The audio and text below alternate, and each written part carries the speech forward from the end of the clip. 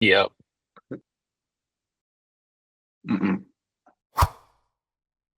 So I am Suran Ravi, VP of Intelligence. I'm Jurgen Castro. I'm VP of Partnerships at AOS. We are here to talk about modern intelligence. Well, what's that? Modern intelligence is really about how organizations need to think about how they use data and data signals to extract meaningful insights so that you really have the confidence you need to make the right marketing, product, brand, essentially business decisions. But before we jump into it, we really want to talk about modern intelligence through a pretty, regimented framework. But in order to do that, we need to talk about cottage cheese.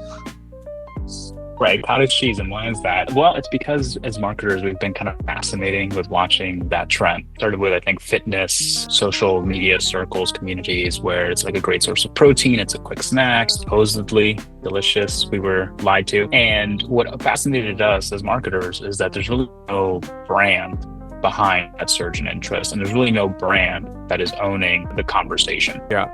We could really trace many aspects fueling cottage cheese's rise in dominance to a number of different intelligence signals coming from different sources. But when it comes to modern intelligence and our modern intelligence approach, it really is predicated on three things that makes it actually quite practical, painless, but also predictable for us to be able to identify these moments so that we're able to consult and counsel our clients in leveraging data in a way that makes this a repeatable process, especially for consumer goods brands and, just CPG companies overall. But many marketers do struggle. So when we thought about using cottage cheese as an example for this conversation about modern intelligence, we figured, well, it's only right we give into the hype and try it ourselves. And we did do that. We actually bought some cottage cheese and we tried it. So we didn't care for that. Again, it is really interesting that before this trend, before we started this project, to me, cottage cheese was something that older generations had eaten as a snack, and it was gross. Right. Like as a kid, I was never interested in it or anything like that. And all of a sudden had this huge resurgence, as was mentioned, with, the fitness community, the health eating community, et cetera, driven by younger generation. And to me, it really spotlighted and highlighted how brands, as much as they want to have control over their narrative and be able to identify trends and be on top of them, they really still haven't mastered that. The fact is that on any given day, brands, marketers are just drowning in data. Right. And there's so much of it. Typically, I think most marketers would say they don't have the systems in place to manage the influx of data. They don't have the processes in place to clean that data up and make it usable and readable for the average marketer, analyst, whoever in your organization is in charge of making sense of it. And then lastly, even once you've gotten to the point where you're like, I understand what's happening, I see the trends, I see the patterns, what do I do with it? Becomes the key question, right? Because there's a million different things that you could do. What's to say really that, if online conversation starts popping about cottage cheese, then any specific brand can look at that and say, I know exactly what to do to make sure that it's my brand that's driving this forward, that's capitalizing, that's associated with it. An example I like to think of as like a contrast is the Stanley Cup phenomenon. Why Stanley? Why not Yeti? And the answer is the same as cottage cheese, is because it was organic. Stanley didn't do anything to drive that trend forward. Eventually, towards the tail end of it, they kind of like hopped on and released, special drops at Target and whatever. But the genesis of that was a community of women who just loved their Stanley Cups and started talking about them, recommending them and collecting them and driving that trend forward with no support whatsoever from the brand, despite the fact that they had reached out to the brand for support. When having that problem that I'm sure a lot of marketers sympathize with of, so much data, not so much focus, what do you do with all of it? How do you really attack it? I think overcoming those challenges come down to really three things, or focusing on three things. One is multi-source intelligence prioritization, like being really thoughtful about what sources of intelligence you're paying attention to and how you're orchestrating them to kind of derive what you need. Second is a reasoning layer and having that and being able to wield it appropriately. And then a flywheel approach. And all three we have found out are not really top of mind or even considered by many which is why things like taking advantage of cottage cheese or a moment like cottage cheese seems like lightning in a bottle to many, right? Versus it's actually something you can prepare for, be ready for, and then really capitalize on. I think you made a great point, Jurgen, on, the cottage cheese trend is not really about a brand. It's a category play, right? So how do you take advantage of it? And again, going back to my point around multi-source intelligence solves that point you were making about just drowning in data without focus. And instead taking all the data you can from specific sources and paying attention to it in a way that you can speak to consumer interest, you can analyze demand and look for cultural convergence, right?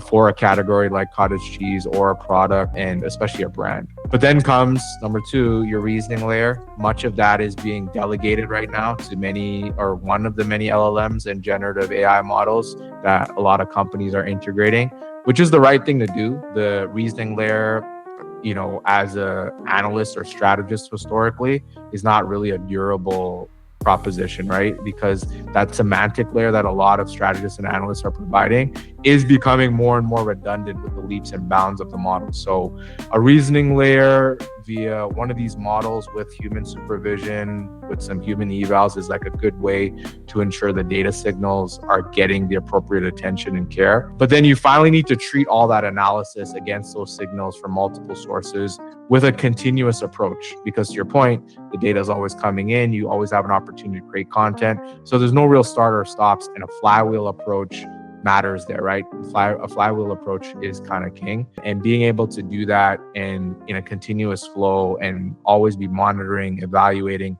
studying, and then developing content is the epitome of, I would say, what modern intelligence has to be, right?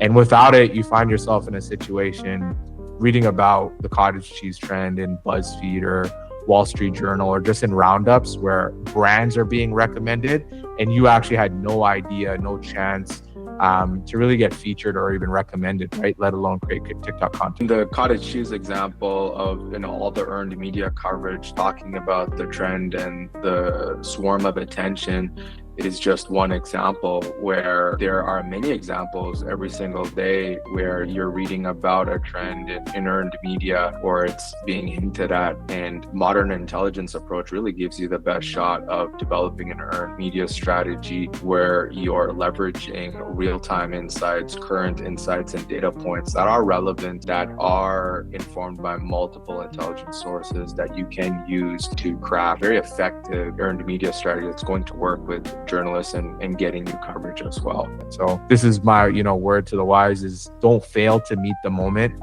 Speed and specifically automation is key here, with AI and agent development and developing agentic workflows being a key component of modern intelligence with AI at the front of it as well. I do think that now is the time for brands to really be testing and pressure testing their infrastructure. If you haven't figured out your taxonomies, if you haven't figured out how to structure your data, if you haven't figured out which systems, AI-enabled systems work best at structuring your unstructured data, or at least being able to read that, understand the semantics, etc.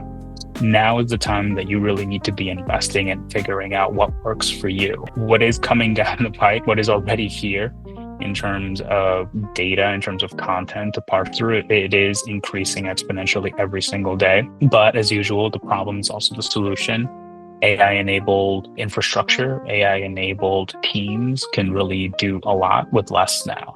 At AOS, we really are working to help marketers focus, actually, ironically, less on the noise and all of the overwhelming amount of data that's out there, and more on the impact. We're really looking at reframing marketers away from being hyper-focused on performance signals and really staying kind of above the weeds in understanding what drives bottom line impact. And then those performance signals are important, they're still key, but as a marketer, you don't have to be so worried about them anymore. You don't have to constantly be watching your CPMs, your click-through rates. You don't have to wait months and months for, brand lift studies to come back to understand what may or may not have worked. And so AI is really unlocking a way that you can make day-to-day optimizations to drive greater results without losing sight of the bigger picture, without sacrificing long-term brand building either. And so I think that's where AI is really going to drive a marketing revolution back towards creativity. To conclude, I do really think, as we've both said, like right now is that sweet spot. It's a great time as a marketer to be exploring new technologies and kind of redefining what the role of marketing is in an organization and driving forward that infrastructure conversation. There's a lot of change happening. Consumers are experiencing as much as brands. But, I think one thing we can all agree on is that as a marketer, having your finger on the pulse is no longer enough. It's just to be more of an Oura ring, constantly collecting information and giving you back, the key signals that you need to focus on to keep your brand healthy.